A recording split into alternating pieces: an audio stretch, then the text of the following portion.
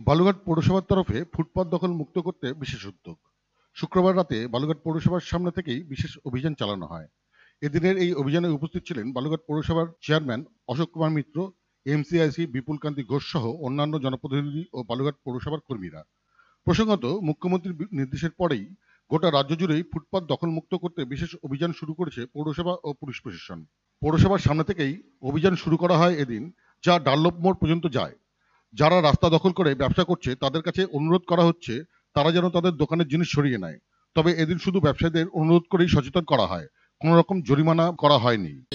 জানেন আপনি যে আমাদের পশ্চিমবঙ্গের মুখ্যমন্ত্রী মাননীয় মমতা ব্যানার্জির নির্দেশে এবং এই যে ফুটপাত দখল বা হকার ইস্যু যেটা রয়েছে, বালুরঘাট পৌরসভাতে আমাদের হকার ইস্যু সেরকম বিশেষ কিছু সমস্যা নেই। কিছু কিছু জায়গায় সমস্যা আছে, তার জন্য তার রূপরেখা এবং ইন্টারনাল সার্ভে চলছে।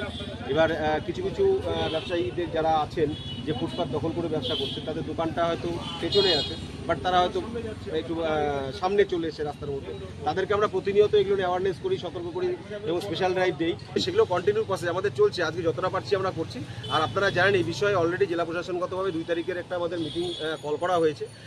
আপনার 2 তারিখের পরে আমরা আরও এই নির্দেশিকাগুলোকে একেবারে ইন্টারনাল সার্ভে করিয়ে নিয়ে, মিটিং করিয়ে নিয়ে, একেবারে রূপরেখা তৈরি করিয়ে নিয়ে আমরা যা যা প্রয়োজনীয় পদক্ষেপ গ্রহণ করা সেটা আমরা প্রয়োজনীয় পদক্ষেপ গ্রহণ করব।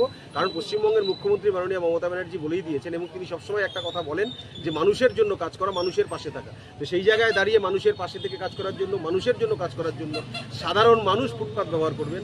কোনো ব্যবসায়ী তার দোকানের কিছু অংশ বাইরে বের করে নিয়ে ফুটপাত দখল করে ব্যবসা করবেন, সেই জায়গাটাতে বালুরঘাট পৌরসভা কখনো বরদাস্ত করেনি এবং করবেও না।